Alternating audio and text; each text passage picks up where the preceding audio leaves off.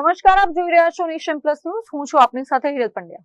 છોટાઉદેપુર જિલ્લાના કમાટ તાલુકામાંથી માર્ગોની દુર્દશા અને તંત્રની બેદરકારી દર્શાવતો કિસ્સો સામે આવ્યો છે.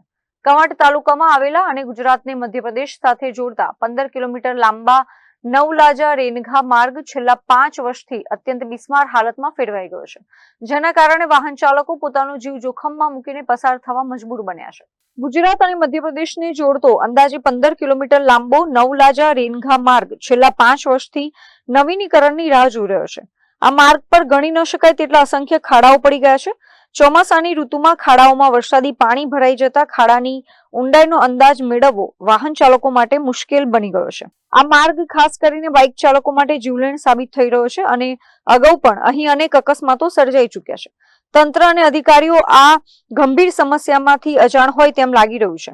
શું તંત્ર કોઈ મોટા અકસ્માતમાં કોઈનો જીવ જાય તેની રાહ જોઈ રહ્યું છે? તેવા તીખા સવાલો સ્થાનિક રહીશો અને રાહદારીઓ ઉઠાવી રહ્યા છે. અત્રે ઉલ્લેખનીય છે કે બિસ્માર રસ્તાથી કંટાળેલા સ્થાનિકો હવે વહેલી તકે આ માર્ગનું નવીનીકરણ કરવામાં આવે તેવી ચોક્કસ માંગ કરી રહ્યા છે. ત્યારે હવે આ માંગને લઈને જિલ્લા વહીવટી તંત્ર દ્વારા કેવા પગલા ભરવામાં આવે છે તે હવે જોવાનું રહ્યું.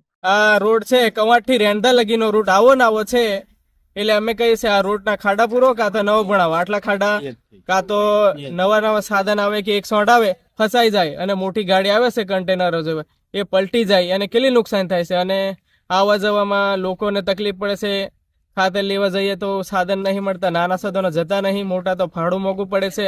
અને બીજું કે છોકરાઓ ભણવા જાય ત્યારે સાધનો બસો અહીંયાથી વળી જાય કાં તો આગળ જઈને ઊભી રહી જાય કે આ તૂટેલું છે, એટલે શું કરવાનું? છોકરા ભણવાના કઈ રીતે? ગંભીર બહુ હાલત છે. એટલા માટે અમે કહીએ બનાવો કાં તો ખાડા પૂરો કાં તો બંધ કરી દેવો. વચ્ચેથી તોડી નાખ્યો છે અમારે. આ રોડ ને એટલો ખરાબ છે, મધ્યપ્રદેશ અને ગુજરાતને લાગતો 13 કિલોમીટરનો રસ્તો, પણ એના 4 ફૂટ ખાડા પડી ગયા છે. એટલી બહુ ગંભીર હાલત છે. તો અમે ગમે તે હોય પણ અમને એટલો માંગશે કે અમને રસ્તો ગમે તે હાલતમાં બનાવી આપે. આવવાનું બહુ મુશ્કેલ પડે છે, કારણ કે કોઈ બી દવાખાને જાય ને તો પહોંચે કઈ ટાઈમે નહીં. અહીં જતા દવાખાને જતા મરી જાય એવી હાલત છે. ખાડા 4 ફૂટના છે પાણીમાં. ખાડા તો હમણાં અમને ભલે પછી રોડ પડે પણ ખાડા પૂરીને બે એક વખત રાહત આપે થોડી. Rehan Patel, nation plus news, Chhota Udaipur. સમાચારોના સતત અપડેટ મેળવવા માટે અમારી નેશન પ્લસ ન્યૂઝની યુટ્યુબ ચેનલને સબસ્ક્રાઇબ કરો, બેલ આઇકન દબાવો અને જોડાયેલા રહો ફેસબુક, ઇન્સ્ટાગ્રામ અને ટ્વિટર પર.